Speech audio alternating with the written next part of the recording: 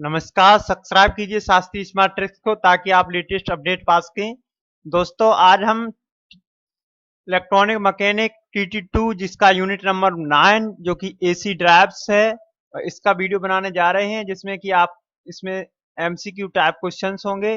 तो चलिए देखते हैं। इसमें सिलेबस के अकॉर्डिंग आपका power electronics component, single and three phase rectifier and inverter, switching circuit, PWM and VFD से संबंधित प्रश्न होंगे।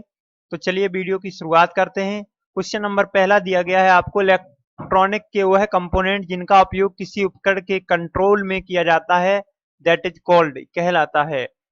ऑप्शन ए दिया है electronic control device, option B दिया है power electronics component, option number C दिया है इलेक्ट्रॉनिक कंपोनेंट मेथड, और ऑप्शन नंबर डी दिया गया है आपको नन ऑफ दीज।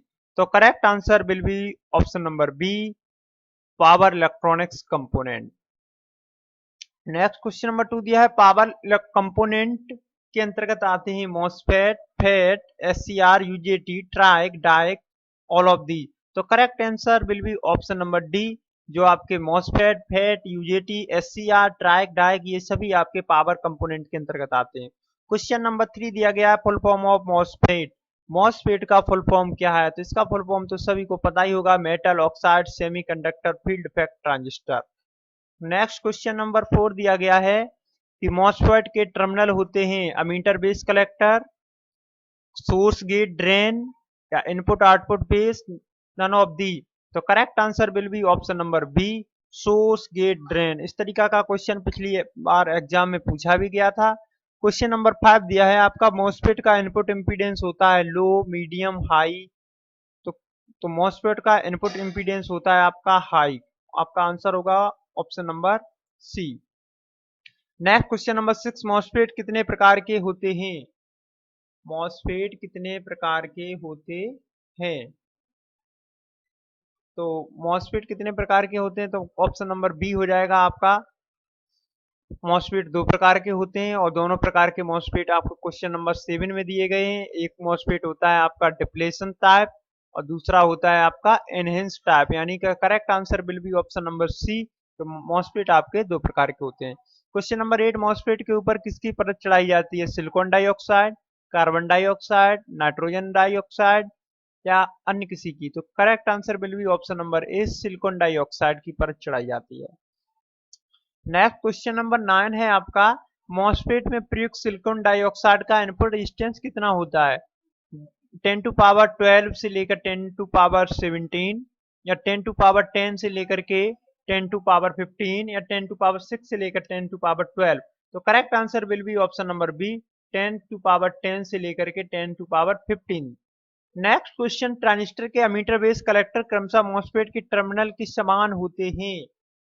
आपको बताना है कौन से, ड्रेन गेट सोर्स, या गेट ड्रेन सोर्स, या सोर्स गेट ड्रेन। तो correct answer will be option number C, जो कि मॉस ट्रांजिस्टर का जो अमीटर होता है उसकी भांति आपका जो मॉसफेट का सोर्स काम करता है, बेस जो कि गेट की भांति काम करता है, और कलेक्टर आपका ड्रेन की भांति कार्य करता है। क्वेश्चन नंबर 11 दिया है कि डी मॉसफेट संचालित किए जाते हैं पॉजिटिव पोटेंशियल के साथ, नेगेटिव पोटेंशियल के साथ, या दोनों के साथ। तो correct answer will be option number C, दोनों के साथ ही आपके पॉजिटिव नेगेटिव दोनों ही के साथ प्रयोग किए जाते हैं। नेक्स्ट क्वेश्चन नंबर 12 दिया गया है, यदि गेट वोल्टेज का मान सोर्स के सापेक्ष पॉजिटिव हो तो मॉसफेट एनहेंस मोड में कार्य करेगी, डिप्लेशन मोड में कार्य करेगा, या बोथ दोनों में ही कार्य करेगा? तो correct answer will be option number A, enhance mode में कार्य करेगा। क्वेश्चन नंबर 13 दिया है, यदि गेट वेव का मान सोर्स के अपेक्षा ऋणात्मक होगा, अगर ऋणात्मक होगा तो आपका डिप्लेशन मोड में कार्य करेगा। जो आपका मॉसफेट है वो आपका डिप्लेशन लेयर में काम करेगा। अगर निगेटिव, अगर गेट विभक्त के मान के सोर्स के सापेक्ष अगर निगेटिव है तो डिप्लेशन की बात कार्य करेगा। क्वेश्चन नंबर 14 दिया है, मॉसफेट के किस प्रकार के मोड में चैनल प्रतिरोध का मान अधिक होता है? Enhance mode, depletion mode, both A and B. तो correct answer will be option number B, depletion mode में आपका प्रतिरोध का मान अधिक होता है। नेक्स्ट क्वेश्चन नंबर 15 दिया गया है कि मॉसफेट के किस प्रकार के मोड में करंट का मान अधिक होता है?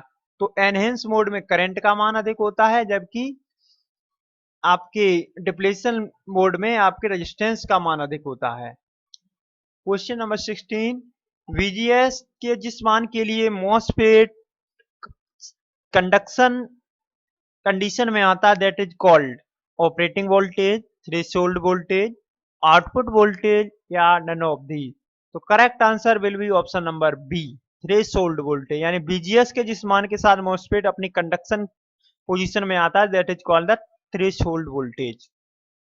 क्वेश्चन नंबर 17, किसी भी इलेक्ट्रॉनिक डिवाइस की इनपुट के सापेक्ष आउटपुट में लॉजिक परिवर्तन यानी कि जो वेरिएशन, जो चेंजिंग है की क्षमता को कहा जाता है वोल्टेज रेटिंग, पावर रेटिंग या switching speed, none of the. तो that is called the switching speed. यानी कि स्विचिंग स्पीड क्या है कि किसी भी इलेक्ट्रॉनिक डिवाइस की इनपुट के सापेक्ष आउटपुट में जो लॉजिक परिवर्तन, जो चेंजिंग आ रही है that is called the switching speed. Question number 18 दिया है कि मॉसफेट में 250 डिग्री सेल्सियस पर पावर खपत का मान होता है लगभग 200 वाट, लगभग 250 वाट, लगभग 300 वाट। तो correct answer will be option number ए, लगभग 200 वाट। क्वेश्चन नंबर 19 दिया गया है मॉसफेट के ऑपरेशन के लिए बीडीएस तथा बीजीएस का मान क्रमशः होता है। Very very important question.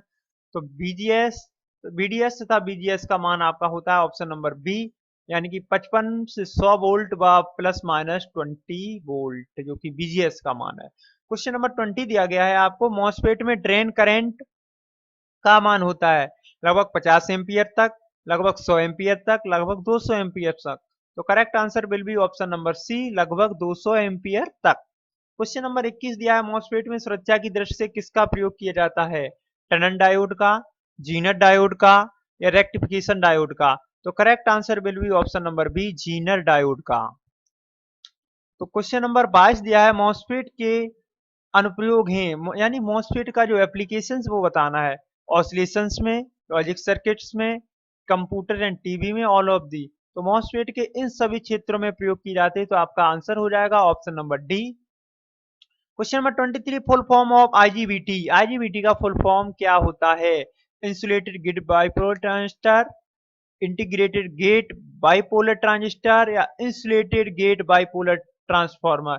तो correct answer will be option number A, insulated gate bipolar transistor. Question number 24, IGBT का निर्माण किन किन की तकनीकों को मिलाकर किया जाता है, बीजेटी यानी low saturation voltage, MOSFET high input impedance high switching speed को मिलाकर के, या दोनों को। तो करेक्ट आंसर विल बी आपका ऑप्शन नंबर बी, सी, जो कि दोनों को ही मिलाकर के किया जाता है। क्वेश्चन नंबर 25 दिया गया है आपको कि आईजीबीटी के टर्मिनल्स के नाम बताने हैं। ये 3 टर्मिनल होते हैं, उनके नाम बताने हैं। तो आईजीबीटी के आपके 3 टर्मिनल होते हैं, अमीटर, गेट एंड कलेक्टर। बहुत ही इंपॉर्टेंट क्वेश्चन है, इस तरीका का वाइवा में भी कभी कभार पूछ लिया जाता है। क्वेश्चन नंबर 26 दिया गया है कि आईजीबीटी में P plus N plus P minus N minus की डोपिंग तीव्रता क्रमशः होती है। तो इसका एक मिसप्रिंट हो गया है, सॉरी। नेक्स्ट क्वेश्चन की तरफ चलते हैं। क्वेश्चन नंबर 27 दिया गया है आईजीबीटी के अनुप्रयोग हैं एसी एंड डीसी ड्राइव्स में, यूपीएस सिस्टम में, कनेक्टर एंड सोलेनोइड ड्राइव्स में और ऑल ऑफ दी। तो करेक्ट आंसर विल बी आपका option number D, all of the. इन सभी में आपका आईजीबीटी का प्रयोग किया जाता है। क्वेश्चन नंबर आपका 28 दिया गया है कि एक सर्किट में दूसरे सर्किट से अलग होते हुए भी सिग्नल का आदान प्रदान करने वाली डिवाइस क्या कहलाती है, तो that is called the optocoupler. और ऑप्टोकपलर एक ऐसी डिवाइस है जो एक सर्किट से दूसरे सर्किट में अलग होते हुए भी सिग्नल्स का जो आदान प्रदान है, जो कम्युनिकेशन है, वो करती रहती है। नेक्स्ट क्वेश्चन नंबर 29 दिया गया है ऑप्टोकपलर को अन्य किस नाम से जाना जाता है, तो ऑप्टो कपलर को आपका ऑप्टो आइसोलेशन के नाम से भी जाना जाता है। तो आपका आंसर हो जाएगा ऑप्शन नंबर बी।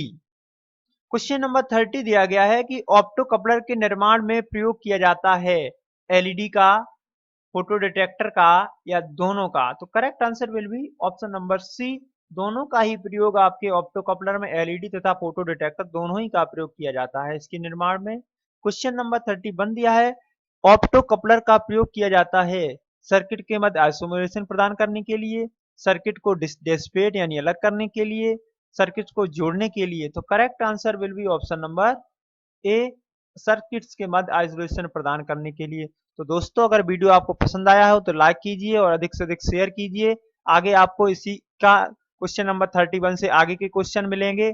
तब तक के लिए नमस्कार।